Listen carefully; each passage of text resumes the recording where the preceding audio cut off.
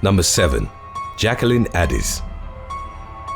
31-year-old Jacqueline ADES of Phoenix, Arizona, was found guilty of stalking a man with whom she'd only gone on one date. The unidentified victim told the police that ADES has sent him a total of 159,000 messages over the course of less than a year, some of which were violent in nature.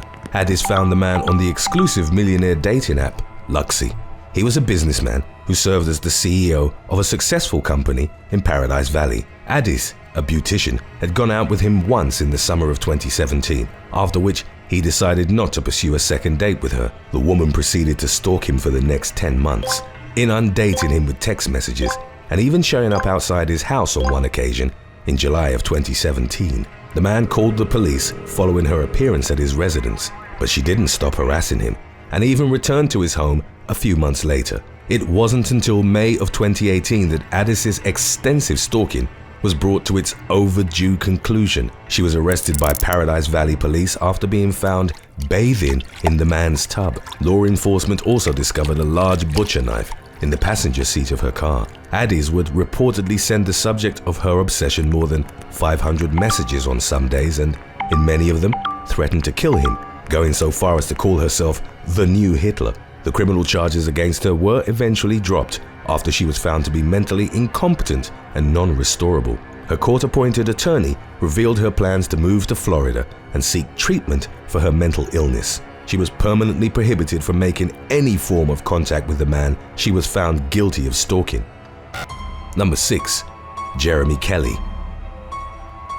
A stalker killed his ex-girlfriend and then took his own life, just 9 days after a warrant had been issued for his arrest. Jeremy Kelly and Rosemary Riley, a pair of 21-year-olds from Ottawa County, Michigan, had shared a contentious relationship leading up to the event that ultimately resulted in both their deaths. After they'd already broken up, Riley, a student at Grand Valley State University, filed a restraining order against her ex-boyfriend, which did little to stop him from stalking and threatening her on multiple occasions. Riley notified local law enforcement that she'd been beaten and held at gunpoint by Kelly, also reporting that he'd then started following her around. Despite having knowledge of the assault and the ensuing stalking, the police didn't take Kelly into custody. On November the 6th of 2016, he arrived at the Easttown residence belonging to one of Riley's friends, at which his ex-girlfriend was staying the night. He allegedly dragged Riley outside by her hair in the middle of the night. When she tried to get back inside the house, he fired multiple 9mm rounds at her,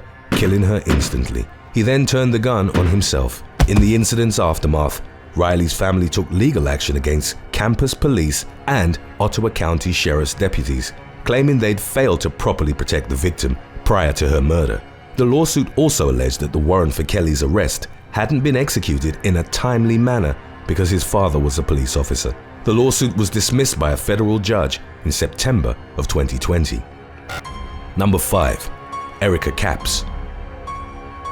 In the fall of 2017, a Florida woman was found guilty of stalking her ex-boyfriend and planting a tracking device on his car. Erica Capps of Sanford had reportedly stalked the man with whom she shared a child for 2 months prior to her eventual arrest. The first incident occurred on September the 19th, when Capps showed up at the Altamonte Springs home belonging to one of the victim's friends. She sent him a text message demanding he come outside. When he obliged, Capps began to berate him for allegedly going to visit a female friend's house. The exact same situation was reported a month later at a friend's home in Maitland, and then again at a Best Buy in Sanford. On November the 8th, the victim saw Capps approaching him at a Walgreens, at which point he promptly left the store. As the man would later tell the police, he began receiving messages from Capps with pictures of locations he'd recently visited.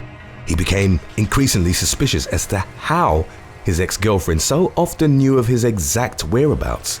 It was then that the victim found a GPS tracking device on the underside of his vehicle and got in touch with local authorities. Capps was arrested and charged with stalking, but she was granted release upon the condition that she ceased all forms of contact with her ex-boyfriend. Number 4. Luann Nader Sacco. A 23-year-old woman was stabbed to death inside her Melbourne home in 2020 by a former colleague who'd been stalking her for months. Celeste Mano had worked with Luann Nader Sacco, aged 35, at a call center in South Morang before the latter was fired from his position in 2019. Mano who'd been Sacco's team leader, tried to comfort him following his termination. According to police, the man subsequently stalked his former co-worker for nearly a year after his employment at the call center had ended. He sent her more than 150 messages on social media, prompting Mano to take out an interim intervention order against him. Sacco was soon charged with breaching the order, but he was allowed to walk free. The man's obsession with Mano came to a bloody culmination on November the 14th of 2020. In the early morning hours, Sacco broke into the home that belonged to the victim and her family. Mano was asleep in her bed when Sacco fatally stabbed her. He was arrested and charged with the murder, but sought to circumvent jail time by having a medical professional declare him mentally unstable. Following an inconclusive assessment of his mental state, Sacco requested a second opinion in October of 2021. A pronouncement in that regard is pending, but his lawyer had previously stated that Sacco had no history of mental illness. Number 3. Charles Dean Bryant. In 2016, a man with a known history of stalking women was found guilty of the brutal murder of Jacqueline Vandergriff, aged 24. Local authorities in Grapevine, Texas, first became aware of the situation at roughly 6:30 on the morning of September the 14th. Firefighters responded to reports of a forest fire in Acorn Woods Park. Vandergriff's dismembered corpse was discovered at the scene inside a plastic kiddie pool. The perpetrator had reportedly set her remains ablaze with an accelerant and subsequently fled the scene, although witnesses did tell police that they'd seen a man standing over the fire around the time it was started. It soon emerged that Vandergriff had met 30-year-old Charles Dean Bryant at the Fry Street Public House in Denton on the night before her death. Surveillance footage taken from a nearby Walmart revealed that Bryant had purchased a shovel earlier that day. Consequently, Grapevine police obtained a search warrant for the man's house, where they found the victim's purse inside his trash. There was also a kiddie pool in his backyard that looked exactly like the one found at the crime scene. Bryant's roommate told detectives that there had previously been 2 plastic pools in the backyard. Bryant was then arrested and charged with Vandergriff's murder. The incident took place a mere 4 days after he'd been released from jail, where he'd been detained on charges of stalking his ex-girlfriend. It was speculated that Bryant had targeted Vandergriff specifically because she bore a close resemblance to the woman he'd been stalking. The killer will spend the rest of his days behind bars, having been sentenced to life in prison plus 20 years. Today's topic was requested by PG Brother. If you have any other topics you'd like to learn about, subscribe and let us know in the comments section below. Number 2. Stanley SZELIGA. In 2021, an exotic dancer from Fort Worth, Texas, was fatally shot while behind the wheel of a moving vehicle by a 54-year-old man who'd been stalking and blackmailing her. The murder of Abby Saldana, aged 22, was carried out by Stanley SZELIGA, a regular customer at Rick's Cabaret, the club where the victim worked. Surveillance cameras near the woman's apartment complex had captured SZELIGA's pickup truck in the area at least 5 times within a 12-day span, indicating that he'd been stalking her in the weeks preceding the eventual shooting. Saldana also discovered a tracking device that had been planted underneath her car less than 2 weeks prior to her death. SZELIGA had been visiting her at Rick's Cabaret on a regular basis, and according to police reports, he'd threatened to publicly reveal the illicit escort services that she'd allegedly provided him. At about 9 p.m. on October the 26th of 2021, witnesses reported seeing a car speeding down the roadway near the entrance to the Dallas-Fort Worth International Airport. The vehicle then hurtled off the side of the exit ramp and crashed into the grassy area off the side of the road. The driver was identified as Saldana. She was pronounced dead at the scene after sustaining gunshot injuries to her back and arm. Investigators spoke with the owner of Rick's Cabaret and learned that SZELIGA had been stalking Saldana for some time and that she'd feared for her life. A SWAT unit arrived at SZELIGA's residence just before midnight on October the 27th. They entered the home to find the man on his balcony with multiple self-inflicted cuts to his arm. While being treated for his wounds, he was arrested and charged with Saldana's murder, having shot the woman from his own vehicle as he followed closely behind her. Number 1. Michael Lane. Leading up to her murder on August the 25th of 2016, Shauna Grice, aged 19, had pleaded with police to take action against her alleged stalker on several occasions. The victim had become romantically involved with 27-year-old Michael Lane in 2015, when the two worked together in Brighton, England.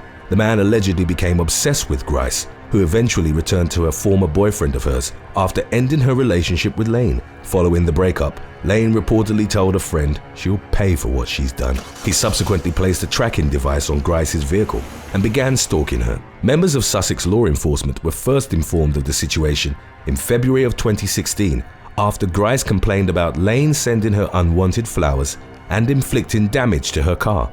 Over the course of the next 6 months, the police were notified of 3 additional incidents in which Lane had stalked or assaulted his ex-girlfriend. Officers found that Grice's claims didn't warrant further investigation, and she was issued a penalty notice for wasting the police's time. A few weeks before her death, Grice noticed Lane loitering outside her residence but opted not to report him to the police for fear of receiving another fine. On August the 25th, Lane broke into Grice's home, slit her throat, and set fire to her bedroom. The teenager's dead body was found by her boyfriend's father. Lane was arrested at his place of work later that same day. After a 2-week trial, the stalker-turned-killer was sentenced to life in prison. 3 Sussex police officers faced disciplinary action for their failure to properly investigate Grice's claims against Lane. The victim's parents publicly expressed their belief that their daughter would have still been alive had law enforcement officials adequately performed their duties. A documentary centering on Grice's tragic and arguably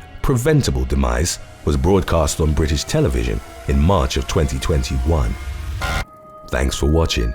Would you rather be stalked by a serial killer for a month or weave through traffic at 250 miles per hour for 15 minutes with no seatbelt on? Let us know in the comments section below.